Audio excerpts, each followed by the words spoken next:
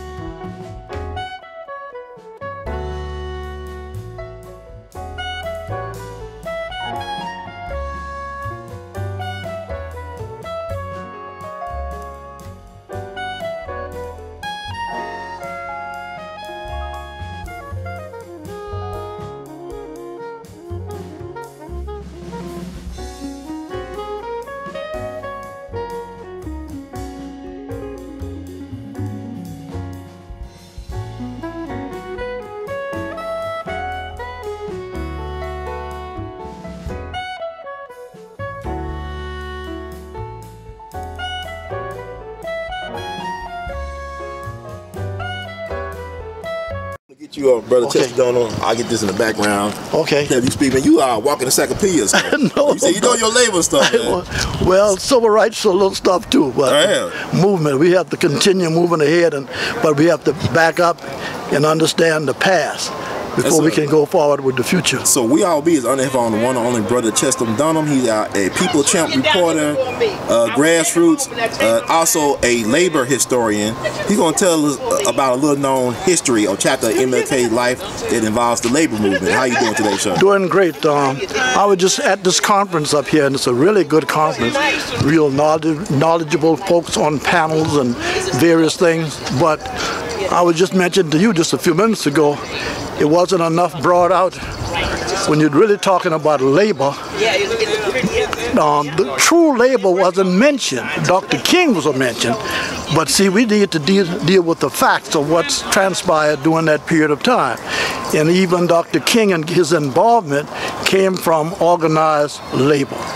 If it wasn't for labor, which was E.D. Nixon, who was the chairman of the board of the church that called him to preach.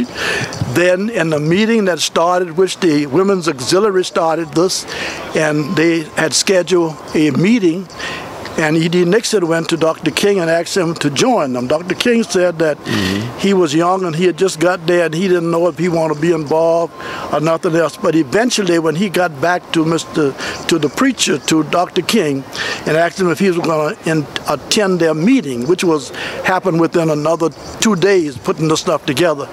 And Dr. King said to Mr. Nixon, I decided to join up with you all for the meeting. And he said, well, I'm glad you did, because we have it at your church, which is my church, which is going to be tomorrow night. And that's how the involvement there got started.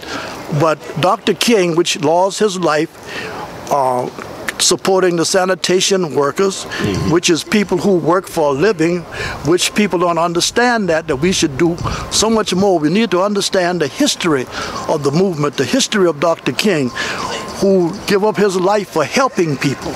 And we're not involved. All we do is talk here and there, but we need to get involved even more, and especially this day and time, because certain things are happening now, and if we don't do some things about it, we will be doomed. But we can do things.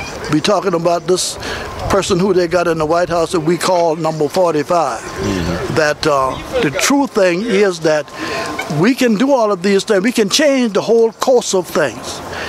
In this midterm election in November throughout the United States, if we change the House of Representatives, change all of that overnight, we can make some changes. We can deal with the president and move forward, but that's what we have to do. So much that we can do, but I'm looking after the history of a lot of places here in Tennessee. And you know, when you travel, you find out about a lot of history, about buildings, about structure, about churches, about organization, with people who you meet and have a chance to talk with. That you learn a lot of things, just like you and I just talking just a few minutes ago. And even where I came from in Savannah, we got a lot of history there. Yes, sir. And so hoping that in the very near future we can do some things together. I think I'm gonna be all down there. I need to take a trip to Savannah. I heard some great things about Savannah. Well, I'm gonna make sure that in Charleston too. I'm gonna make sure that you get to Savannah. I'm gonna personally invite you to come to Savannah. Yes, sir. I want to ask you this, man. You don't feel like the Democratic Party betrayed the labor unions, like back in '99 with the Clinton administration, the NAFTA thing, and Goldman Sachs? You don't think the Democratic Party betrayed the labor movement? I had a chance to talk to President Clinton. Oh, okay. After he got elected. I was invited to some function that we had in California. Yes, sir. And I had a lapel on that was labor on it, the AFL-CIO. And he kept looking at me and staring at it, and he came over to me and we started talking. Okay. So it was almost like E.F. Hutton. He started talking to me, and then people started listening. So I said, well, I'm sort of glad. He said, if it wasn't for the block vote of organized labor, I wouldn't be president today. I said, well, I'm glad you said that, but we thought that you might be the best person. So first I want to ask you a question about the Strikers Replacement Bill, which is House Bill S-55 or something like that, a D-55. But anyway, he knew what I was talking about. And I said, now, President Reagan just recently defeated that bill because he went, and I said, this Strikers Replacement Bill, would you support, are you going to support this? And he said, yes, I will. He said, because that's your equal power, because with the strike situation, and he went back to the labor board and the labor laws and rules, and he agreed that he would. I said, well, I'm glad to hear you say that. I said, but you know, that's not all that we as labor, and especially the Democrat Party, are concerned about. Let's talk about NAFTA. Let's talk about the North American Free Trade. This is where we differ. I said, we differ because you are in support of that, and organized labor saying that we are not. We're going to lose a lot of jobs and a lot of other kind of things. I said, Mr. President, your position as a leader throughout this free world is the most powerful person on earth. With your position and everything else. I said, but as powerful as you are, we're dealing with this situation now with free trade. And the only thing that we in the labor movement is asking for, and especially blacks, is a level playing field. And we can't get that with the NAFTA laws and rules. I said, let's take, for instance, we are in California. Yes, sir. Yes. I said, we are in, that's the country, Mexico right there, right across the Gulf of Mexico. I said, number one, that if you tomorrow tried to deal with the situation in Mexico and said that we want this and other thing could happen, you're defenseless. You can't do anything. Ford Motor Company just recently picked up one of the branches of their machine shop, one of their shops, and took over into Mexico. Number one is that we cannot compete with them. We are dealing with a situation where goods and stuff are coming back from Mexico. We are here talking about the Clean Air Act and all these other kind of things. And in Mexico, things are smoke up. Everything is right across the element right there, right across the Gulf of Mexico. Yes, but we can't do nothing about it. So it's not an even playing field. So these are the things that we are talking about. Wages and all of this kind of stuff is staggered down. I said, because all they have to do is put on the assembly line some experienced people to train those other individuals, and in 3 or 4 months they're doing the same thing that we in America here have been doing the whole time. So these jobs here that calls for at least $30 or $40 an hour, and I don't want people to get confused, but that's for all the benefits and all the other kind of things that go along with that. It should be that much. And I said, so people need to understand that. But you go into Mexico, they don't get nothing, no benefit, no nothing. So this is what we are talking about. Well, you said you have something else, but so far we are saying that you don't have. So 50 years later after King, we're worse off economically, like for the American citizens, the average American citizens more worse off? In a lot of places, because you got so many people that working 2 to 3 jobs trying to make ends meet and this sort of stuff. So, and a lot of what people got to understand is a lot more people coming into the playing field, into workforce.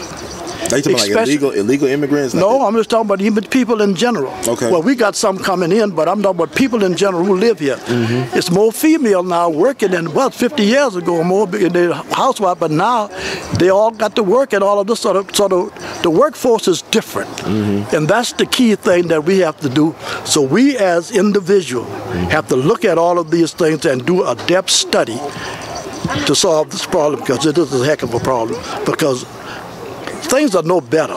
I mean, we have gotten different things happen, and we are able to go this place and other place, but so far as jobs and all other kind of things is way off. And another thing, integration and segregation.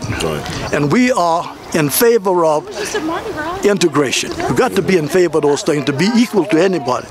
But it hurt us in a great deal because you don't see blacks helping blacks and what supporting them in businesses and these kind of things. So this is another hurdle and thing that we have to deal with. Yeah, you know, I was thinking about what you were saying all that. You look at 50 years ago, like I was telling people, I said 50 years ago, the economy was booming. It was historically booming. I mean, I could drop out of high school in Memphis, North Memphis, drop out of high school and go work at Firestone. That's and right. Be the provider. My wife could stay at home, raise the kids, work there for 30 years, get a pension, send my kids to college. That's different now. That's right. Them days are long gone now. That's right. I'm telling you. So are we better off for it? That's right. Altogether different. That's crazy. But I sure hope that we'll keep in touch, because yes, sir. I'm going to invite you personally, invite you to some. I'll be there. Okay. Thank you, brother Chester, and the words of Duke Elton. We love you madly. Keep on producing and pushing. Okay, very good. Yeah.